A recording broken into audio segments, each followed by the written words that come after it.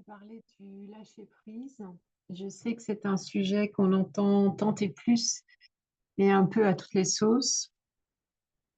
Et pour moi, l'idée, c'est que que ce n'est pas possible d'être l'auteur du lâcher-prise dans le sens où c'est par voie de conséquence que ça lâche prise.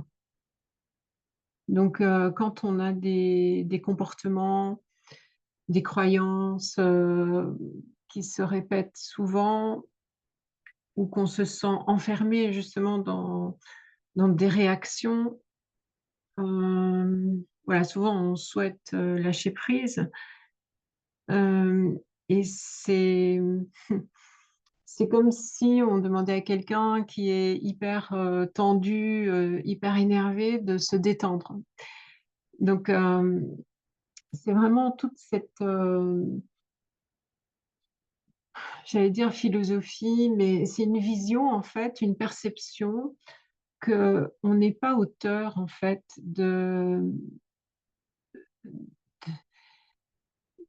des actes, mais aussi, par exemple, on a un don ou quelque chose qu'on sait faire, quelque chose qui passe de façon très fluide à travers nous et ça devient des œuvres artistiques ou des dons, je ne sais pas, dans divers domaines.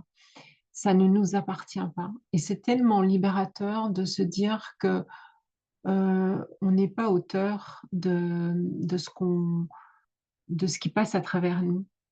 On a d'ailleurs comme exemple dans l'histoire, euh, je sais pas, je pensais à Mozart par exemple, mais il y en a d'autres qui ont créé des œuvres dites vraiment divines, c'est-à-dire avec une inspiration divine. Et au final, on voit bien que la personnalité, c'est-à-dire quand on voit le personnage, est complètement on va dire, séparé de cette œuvre, de cette inspiration. Il ne représente pas du tout dans la façon dont son chemin de vie n'est pas du tout aligné avec son œuvre d'art, par exemple. On voit souvent que ce sont des personnages très perturbés et voilà, un petit peu justement complètement perdus sur leur chemin et ça mène à la luxure, à la débauche, vraiment à une sorte de perdition, une pauvreté aussi, tant leurs œuvres sont riches. Et tout ça pour dire que on peut tout à fait prendre conscience en fait qu'on ne fait rien, qu'on ne on n'invente rien et que tout passe à travers nous. Et ce qui est d'autant plus percutant, c'est que ça peut aussi aller dans les petites actions de notre vie. Donc là, je parlais des œuvres ou des dons qui passent à travers nous. Par exemple, on est inspiré hein, quand on écrit un texte, etc. Et puis, ça peut aussi aller dans les petites choses.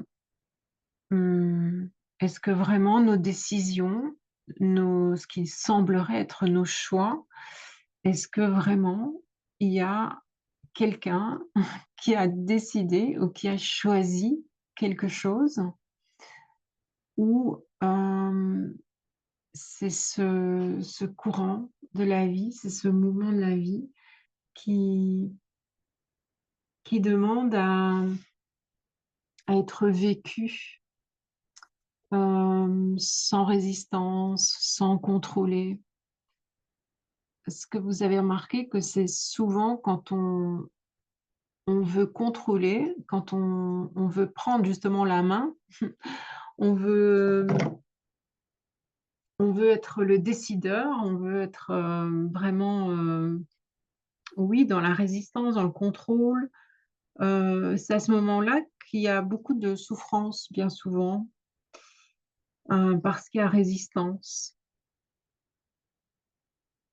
Et même s'il y a résistance, ça peut être vu et ça peut, on dit toujours, il faut pas avoir peur de la peur, mais il faut pas résister à la résistance. Donc, pour en revenir au lâcher prise, pour moi, c'est très libérateur d'arrêter de croire que ça dépend de nous, qu'il y a vraiment, cette épée Damoclès qui est sur notre au-dessus de notre tête parce qu'on doit faire bien les choses, on doit faire des bons choix, on doit faire les bonnes recherches, on doit arriver aux bons résultats et c'est très, fatigant, en fait. Et pour moi, là, il y a le lâcher prise, mais encore une fois, on pourrait dire le lâcher prise du lâcher prise, c'est-à-dire que c'est pas une volonté, c'est pas une volonté personnelle. C'est quand on a pris conscience qu'on n'est pas l'auteur de notre vie et ça veut pas dire parce que je sais très bien que quand on dit ça, il y a toutes des réactions, style, ben, donc du coup, on peut faire n'importe quoi ou alors, voilà, c'est comme si on était des marionnettes, mais pas du tout en fait, parce qu'on est profondément la vie et donc le vrai créateur, c'est la vie, mais c'est ce qu'on est profondément, mais c'est pas à titre, individuel. Et là aussi, on peut remarquer dans nos vies que quand on est trop dirigé vers l'individuel, c'est-à-dire, j'essaye de sauver ma peau, j'essaye d'avoir mon petit bonheur sans avoir, une vision plus large. À ce moment-là, ça voilà, ça ne rend pas heureux et ça ne nourrit pas. Donc c'est clair qu'au plus on va aller vers cette conscience qu'on est vraiment interconnectés, qu'on n'est pas séparés, que tout va ensemble, tout va de concert, auquel on participe, mais c'est pas tant il y a pas vraiment un personnage, qui, dirige sa vie tant bien que mal et donc pour moi, c'est se lâcher prise, c'est vraiment ça, c'est prendre conscience de ça. Alors on peut déjà le faire dans les choses, comme je vous dis, quand on est vraiment inspiré, savoir que ne pas se l'attribuer et ne pas le posséder, ne pas, du coup, le défendre et cetera. Ne pas le vendre non plus. Donc ça change tout en fait, ça change, beaucoup de perspectives quand on sait que ça nous traverse. Il y a plus aussi cette gratitude. Et puis, si on veut aller plus loin, bah, on peut aussi, se dire que même dans les petites choses de la vie, nos décisions, nos choix, ben, se font et au plus on est sur ce courant, on est dans cette écoute, on est dans le oui, on est dans je ne résiste pas, même pas à la résistance. À ce moment-là, voilà, ça commence à couler. Il y a comme une légèreté parce qu'il y a plus de dualité, il y a plus le personnage qui se bat contre, ses propres démons, en fait. Et et beaucoup de mouvements, spirituels l'ont dit, dans le sens où il y a il y a cette alliance avec la vie, mais c'est ce qu'on est et il y a cette écoute, il y a cette confiance.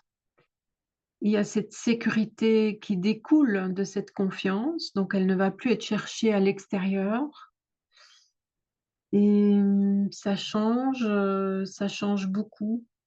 Ça met beaucoup de douceur, en fait. Ça c'est pas pour ça qu'il y aura plus d'embûches, c'est pas pour ça qu'il y aura plus d'émotions, par exemple. Il peut y avoir une émotion, mais elle sera vue, elle sera, comment je vais dire? Ce sera plus un drame parce que le drame de l'émotion, c'est quand on se l'attribue, quand on s'identifie, quand on dit, «Je suis en colère et je devrais pas» et quand je commence à analyser, mais pourquoi, je me suis mis en colère ou pourquoi, telle circonstance m'a mis en colère et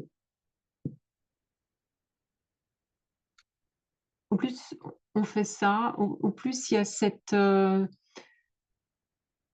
vue de l'aigle, en fait, cette vue de haut qui peut, vraiment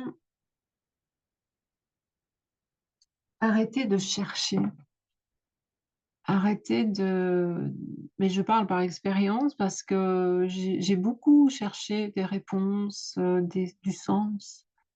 Je dis pas qu'il faut pas chercher de sens, mais il y a cette recherche effrénée qui parce qu'il y a le chercheur qui se sent responsable. Il y a le chercheur qui dit: «Il faut que je trouve la vérité parce que sinon ça n'ira pas». Mais si, parce qu'on est déjà cette liberté, on est déjà cette vérité et ça va. Hem, voilà, c'est vraiment, un changement de paradigme. C'est comme si je m'installais avec confiance dans ce chemin de vie. Ça ne veut pas dire qu'il y a plus d'action, ça ne veut pas dire qu'il y a plus de choix, ce qui semblerait être un choix.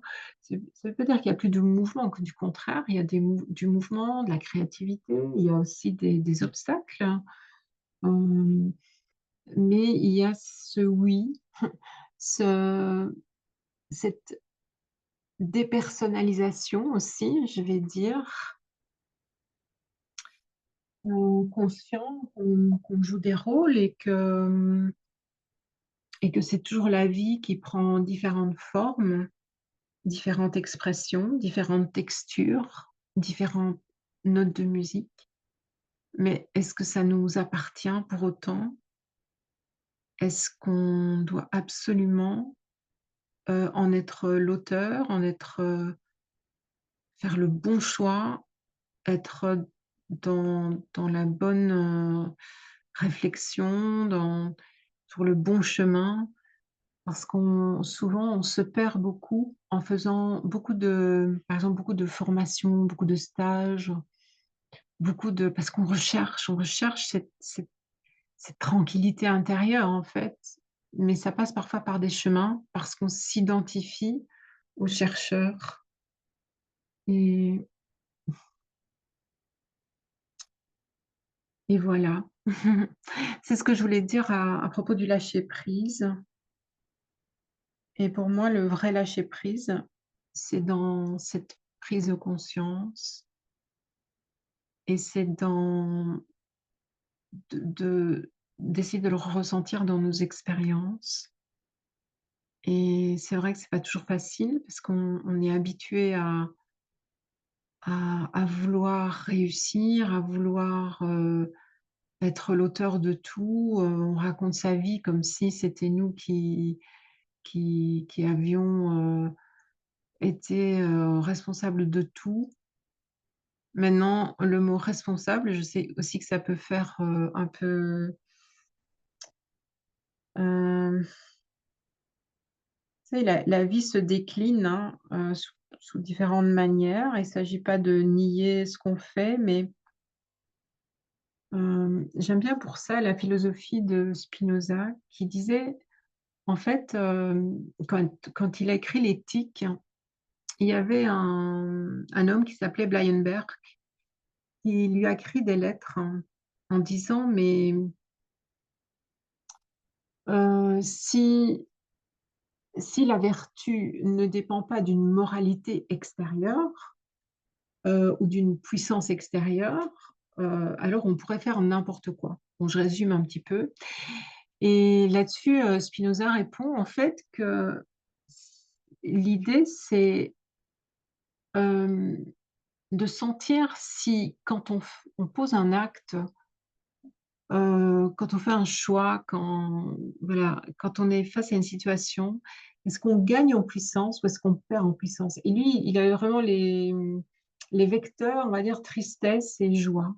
Est-ce que ça nous met plutôt en joie? Mais la joie, pas une joie égotique, mais une ouverture, on respire au large. Ou la tristesse, c'est vraiment cette espèce de contraction, de renfrognement, ben, on voit que ça coule pas, en fait. Et donc, voilà, on voit très bien quand on gagne en puissance, c'est-à-dire quand on voit qu'on est vraiment dans le courant de la vie et et donc voilà, la responsabilité, voilà, moi je n'ai plus envie de la ressentir au niveau très personnel, mais simplement de voir si ça dit oui, si ça dit non, si voilà, essayer de surfer un peu sur les vagues de la vie et ça peut devenir, du coup très passionnant avec, la culpabilité en moins. Voilà, merci de m'avoir écoutée. À bientôt.